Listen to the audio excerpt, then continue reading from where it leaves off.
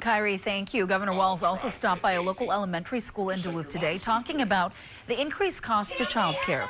He met with preschoolers and even read a book to them this morning, and also talked with parents and childcare providers about childcare affordability. The governor's budget proposal includes an expansion of the dependent care tax credit.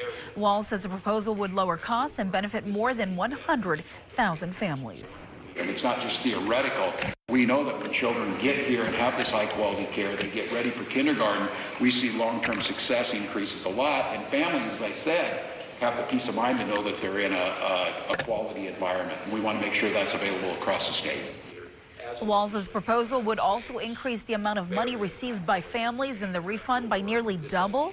The threshold for families who receive the credit would also be increased, allowing families earning up to $120,000 a year to take